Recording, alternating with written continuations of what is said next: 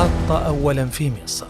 لم يكترث رئيس مصر عبد الفتاح السيسي سحقاً للبروتوكول، هم مسرعاً إليه ليستقبله أسفل سلم الطائرة. المشاهد الأولى لهبوط طائرة ولي العهد السعودي محمد بن سلمان في مطار القاهرة حملت العناق والأحضان لتترجم ما لم يكون قد قاله بعد. مصر والسعودية يداً بيد، ليس فقط قبل زيارة الرئيس الأمريكي جو بايدن للمنطقة، بل قبل هذا بكثير وربما بعده لأكثر. فزيارة بن سلمان إلى مصر لم تنتهي إلا بمليارات الدولارات، حيث تعتزم السعودية قيادة استثمارات بقيمة 30 مليار دولار في مصر، بعد أن وقعت القاهرة والرياض ضمن الزيارة ذاتها 14 اتفاقية بقيمة 7.7 مليار دولار. وفي الشق السياسي يبدو أن الأمور ليست أقل قيمة من كل هذه المليارات، إذ إن بن سلمان والسيسي توافقا خلال جلسة مباحثات موسعة في قصر الاتحادية على التنسيق في كل كبيرة وصغيرة في شؤون العالم والعرب والمنطقة، مع تأكيد أن علاقات مصر والرياض الاستراتيجية تختصرها الإرادة السياسية المشتركة ووحدة المصير. ونتائج كل هذا ستظهر خلال القمة المرتقبة التي سوف تستضيفها السعودية بين قادة دول مجلس التعاون الخليجي ومصر والأردن والعراق وأمريكا يوليو المقبل. ومن مصر طار بن سلمان إلى الأردن. لم يكن استقبال ملك الأردن عبد الله الثاني لبن سلمان أقل حفاوة مما حدث بمصر.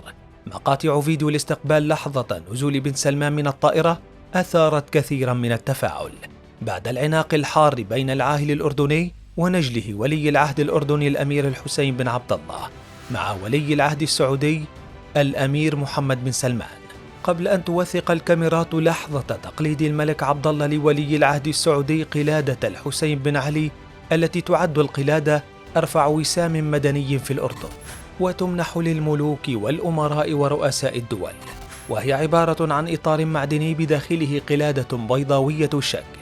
وفيما يبلغ وزن الذهب الإجمالي للقلادة 454 جرام. تحتوي القلادة على 112 حجر ماس بوزن إجمالي 7.8 قراط.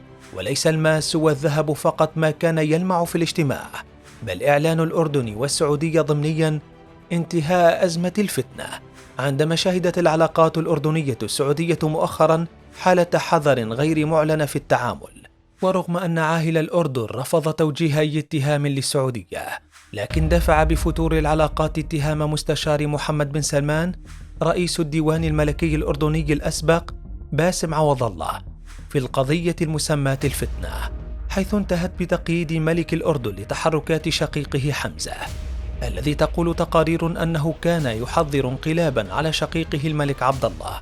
لكن كل هذا بات من الماضي مع زيارة بن سلمان، خاصة أن الطرفين خرج بنتيجة بعد الاجتماعات مفادها أن المواقف باتت منسقة وجاهزة حيال كل ملفات المنطقة قبل زيارة بايدن.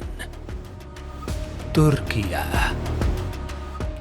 مع كل وصول يختلف شكل الاستقبال ويبقى المضمون.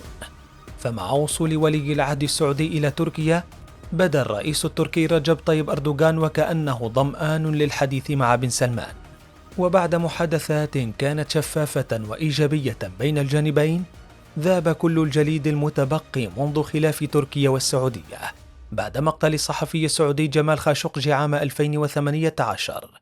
ورغم أن كسر الجليد بدأ منذ زيارة أردوغان إلى السعودية للمرة الأولى منذ 5 سنوات في أبريل الماضي، إلا أن إذابة آخر ما تبقى كان خلال زيارة بن سلمان لتركيا، مع تأكيد بن سلمان وأردوغان دفع العلاقات لدرجة أعلى بكثير، إضافة للاتفاق وتنسيق المواقف حيال ملفات لطالما شكلت نقاط تباعد ونفور بين الرياض وأنقرة.